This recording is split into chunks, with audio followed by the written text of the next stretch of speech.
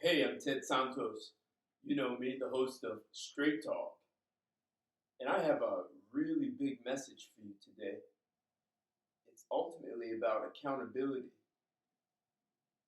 And it's such a big conversation that it's going to take more than me to do it. It's actually going to take two of me. And I want to address this conversation and look at accountability from a man's side and from a woman's side. So, both of me today going to come together with you and address who is accountable for what. So we don't end up with what we have commonly known today as no one is accountable. And all you hear is a lot of talking, and no one's there to be accountable for anything. So I'm going to get rid of that today. And both of me, Ted Santos and Ted Santos, are going to address this. Some of you may even accuse me of being a narcissist. That's fine. Just don't call me a classic narcissist because I'm the president of the Global Narcissist Club. But at least I'm accountable for it and I'll own it. So you see my title. Here's why you can't find love. There's probably a lot of reasons, and I'm going to deal with two. But before I do that, let me just say there's so much relationship advice out there, and most of it is given by people who only look at relationship challenges from the surface. Just the surface, right? And there's usually more to it than what you think, even when you bring it all together, right?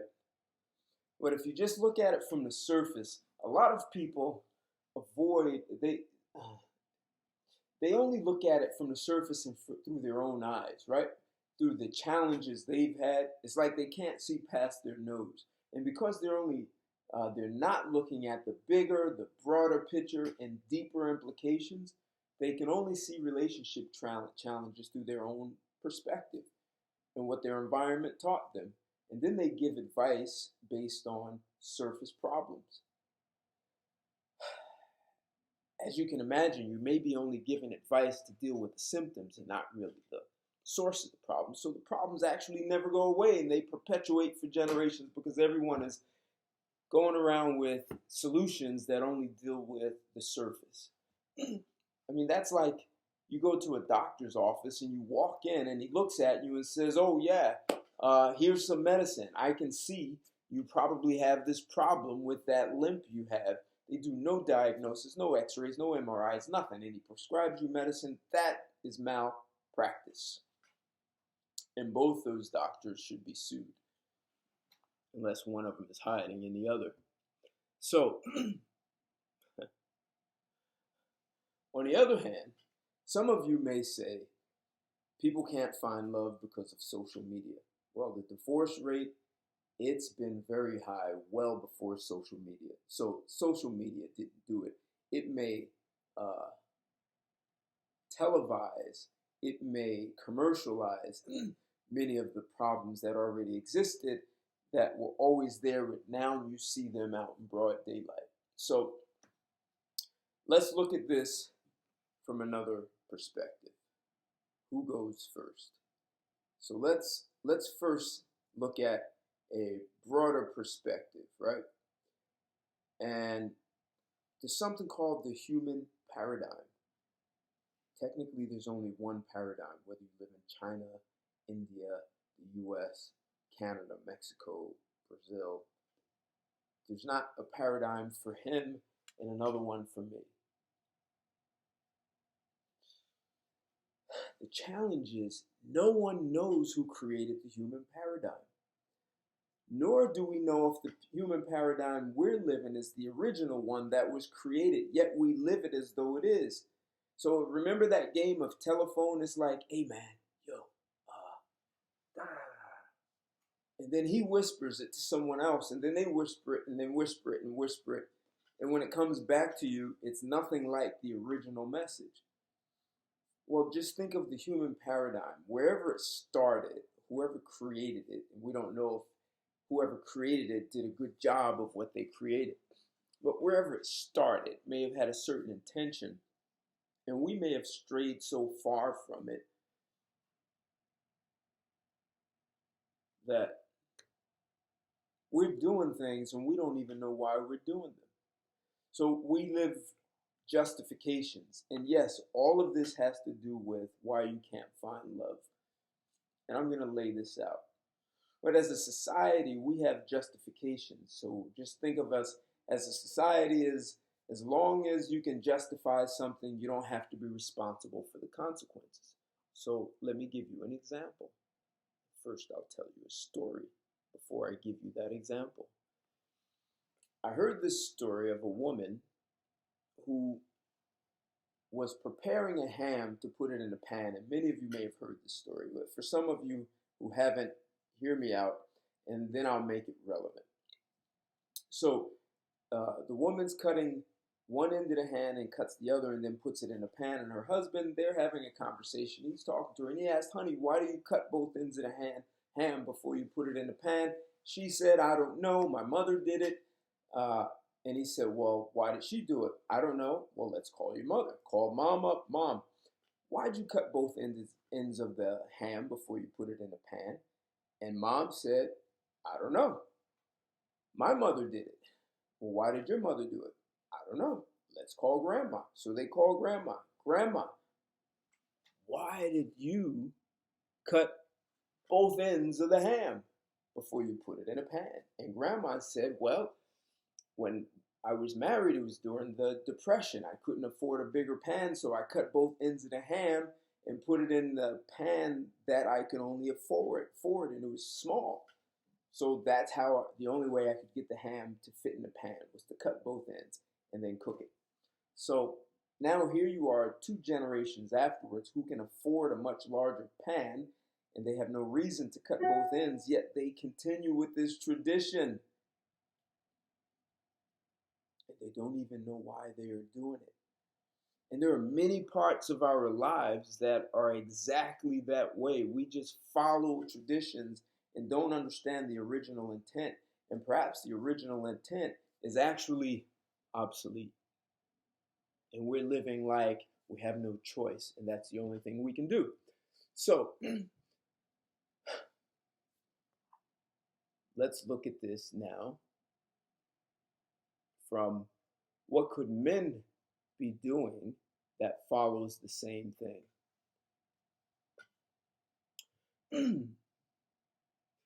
I'm asserting that men do this in relationships.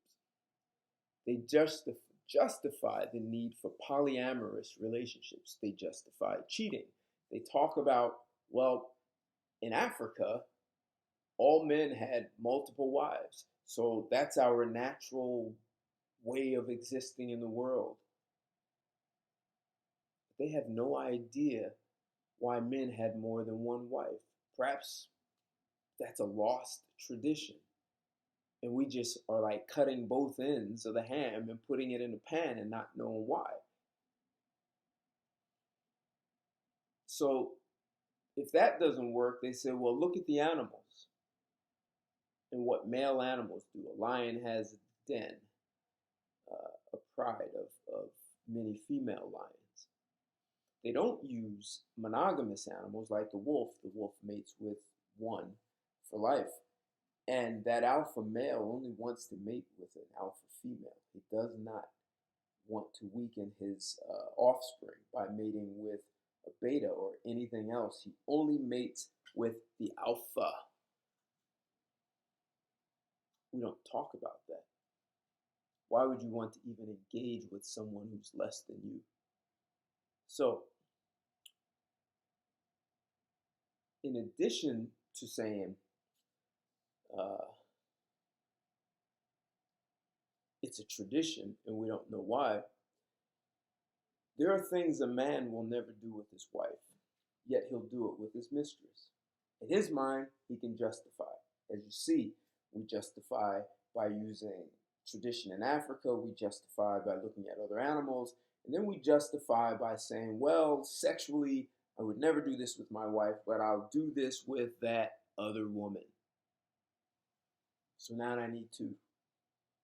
I need a wife to do the good girl things and take care of the kids, and I need a woman to do the bad girl things and take care of me. And in his mind, he can justify it. The funny thing is, his wife may want to do those things too, or she might be doing them with some other man while he's out with his mistress. I remember there was this song that went something like, "Who's making love to your old lady while you were out making love?"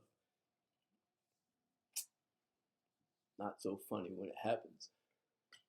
So I would say men need to just communicate with their wives. We need open communication. And you ladies who are like, oh, I don't do that, I don't like, hey, just shut up. Give the man what he needs. It's sex. It's between the two of you. No one needs to know. It's your relationship. It's your bond. It's your life together. So now, and so let's see. Let's look at the lady side. When it comes to women, I heard that women were nurturers. That's what they tell us. But the irony is, it's women who have taken the humanness out of relationships. Like, what is this thing that we have going on now? Women, they claim that they need a man to protect them from the so-called dangers of the world. This is probably the safest society we've lived in recorded history. So I'm not sure what the dangers are. And then she says, in return, I'm going to share my body with you for sex. She also looks for money, so a man's resources. So basically, a woman is like, I need your protection and your provision, and in return, I give you sex. So now relationships have become a transaction. And the needs of a man are like not even considered. In fact, she'll just say, well, I have sex with him, and I'm doing him a favor, and he should be fulfilled. And that's all that it takes to have a relationship. No real care and understanding for what it takes for a man to be fulfilled, and that then can, in the man's mind, because he's not demanding that she gives him what he needs, he's now justified to find a side chick. In a way, women, the supposed nurturers, turning this into relationships into a transaction, it's like we've become cyborgs. And if I treat you like a cyborg, you're going to scream foul, and it's unfair and cold. But see, if you address women with their whole transaction mindset, well, they're going to justify it, and they're going to use many different excuses. As long as they can justify things, they can avoid being responsible for anything. If you dig deeper and get rid of their justifications, then they start talking about how women have always been victims. And they'll tell you stories about how women never had anything. How women have had, or women have been abused for centuries. Yet they never tell you about the millions of men who have built all kinds of safe, convenient inventions and industries to ensure the safety and well-being of women. Men have risked their lives, their family fortune to create new industries. And those industries have benefited women. And those women didn't have to lift a finger. They never had to put themselves in danger. See, if men demanded women built their own industries, we'd be called selfish. Like, hey, we're not building this for you. Go build your own. But men don't do that. When you combine men believing they have the right to cheat with women believing they have the right to a man's assets, you get a disaster, and no one is fulfilled. Like neither one of us, even though there's two of us, when it comes time for fulfillment, it's like no one's there. Who's fulfilled?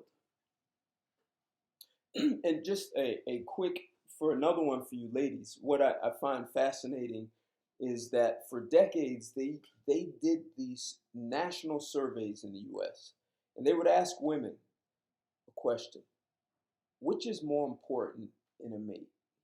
So you have two men. One guy is going to give you lots of money. The other guy is going to be a good lover. And for decades, women were choosing, I'd rather have the man who's a good lover.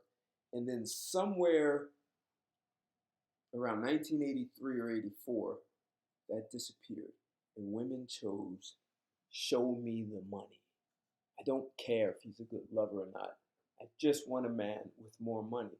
And since then, the amount of women who just want to show me the money has increased. So imagine, for decades, women had a choice. Do you want a man with money? Do you want a man who's a good lover? And the good lover was winning. And all of a sudden, it reversed, and the gap is widening now. And so as men justified cheating, now women justified cheating. So women are also looking to get their other needs met by some dude on the side. So what kind of disaster are we creating in this world of relationships? And people wonder, why can't we find love? Show me the money and I'll learn to love you. But you don't do this and you don't do that. And the man's like, well, I gave you the money. What do you want? So, is it love people want? Maybe people really don't want love. Maybe they don't know what it is. Maybe without Hollywood movies and love stories, the novels, people would have no clue. Maybe people simply just don't know what they want. Can we unlearn people? I know that's incorrect grammar. He said it. He said it wrong. Well, how much do we have to unlearn to be able to get our relationships to be functional so that we can raise children in healthy two-parent households where they watch their parents love one another and the children reap the benefits of seeing that loving nature between their parents? And yes, I know some of you will say you have that. That's great. But most people don't. Over 50% of marriages end in divorce. That's not even counting just relationships. Most relationships never make it to wedding bells. So we're both accountable. This nonsense of no one's going to be accountable has to stop. All the justifications is killing your life. So, ladies and gentlemen, if you didn't like this video, click that thumbs down and tell me why. If you did like it, smash that thumbs up. And I want to hear some comments. What did I miss? But I just focused on a couple of things on why relationships are failing and how justification has overridden accountability. So tell me your thoughts. If you haven't subscribed to my channel, smash that bell and subscribe. If you haven't found me on Patreon, I have some other videos in there you'd want to check out. But in the meantime, thanks for watching me, and I'll be back with more stuff. And you know, this whole thing about here's why we can't find love, I have a lot more. Like, we